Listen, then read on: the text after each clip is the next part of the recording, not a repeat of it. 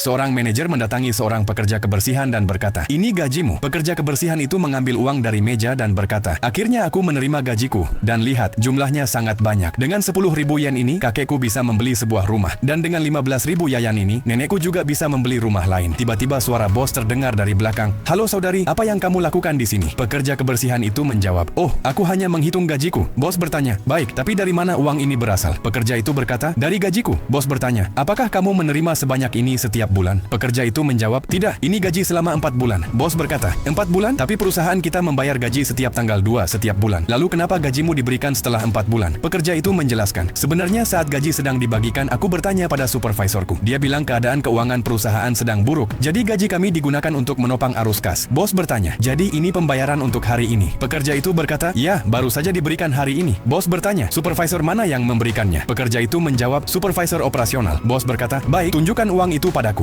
Dia mengambil uang itu, melihat dengan saksama dan berkata, "Aduh, tidak, uang ini palsu. Ini adalah kupon khusus dari kompetisi Super Joint Technology. Tidak bisa digunakan untuk membeli apapun." Pekerja itu terkejut dan berkata, "Palsu? Aku tidak berpendidikan, bagaimana aku bisa tahu? Supervisorku sendiri yang memberikannya." Bos dengan marah berkata, "Ini masalah serius, aku harus memberitahu manajer." Dia menelepon manajer. "Manajer, tolong datang ke koridor 8 sekarang juga. Ada masalah serius." Beberapa menit kemudian manajer datang. Bos bertanya, "Jadi perusahaan membagikan gaji hari ini?" Manajer berkata, "Ya, semuanya sudah diberikan." Bos bertanya, "Kalau begitu, kenapa beberapa orang dibayar dengan uang tunai? Kita biasanya selalu transfer bank." Manajer gugup dan berkata, "Aku punya sedikit uang tunai, jadi aku pikir akan kuberikan langsung." Bos berkata, "Jadi kamu memberi 20.000 wo secara tunai? Baik, ambil kembali uang ini." Manajer berkata, "Bos, aku tidak bisa mengambil uang ini. Dengan ini tidak bisa membeli rumah ataupun mobil. Orang akan bilang uang ini palsu." Bos berkata, "Jadi kamu tahu ini bukan uang asli?" Manajer berkata, "Tidak, aku memberikan uang asli." Bos berkata dengan tegas, "Baik, di perusahaan kita ada kamera di mana-mana. Kebenarannya akan terlihat." Setelah melihat rekaman, bos berkata, "Jadi kamu menyimpan uang asli untuk dirimu dan memberikan uang palsu kepada karyawan, lalu menyalahkan kondisi perusahaan?" Manajer memohon, "Bos, aku hanya meminjam sedikit. Aku pergi ke Afrika untuk perjalanan bisnis." Bos marah dan berkata, "Pergi ke Afrika atau pergi menipu? Kalau kamu meminjam, seharusnya kamu mengembalikan uangmu sendiri. Memberi uang palsu kepada pekerja miskin adalah hal memalukan. Lihat dia datang dari desa. Memanfaatkan kerja kerasnya adalah tindakan tak tahu malu. Siapa yang tidak punya rasa syukur hatinya seperti batu. Sekarang kembalikan semua uang yang kamu potong dari karyawan. Dan mulai hari ini kamu tidak layak menduduki jabatan ini. Ambil gajimu dan segera tinggalkan perusahaan." Manajer memohon, "Bos, beri aku satu kesempatan lagi. Jika aku salah lagi, aku akan menyesal seumur hidup." Kejujuran selalu menang. Tidak peduli seindah apapun kebohongan itu. Kebenaran pada akhirnya akan muncul di hadapan semua orang. Jika kamu juga percaya bahwa mengambil hak pekerja adalah penipuan terbesar, maka berilah like pada cerita ini. Tulis pendapatmu di komentar dan bagikan agar orang lain juga mengetahuinya.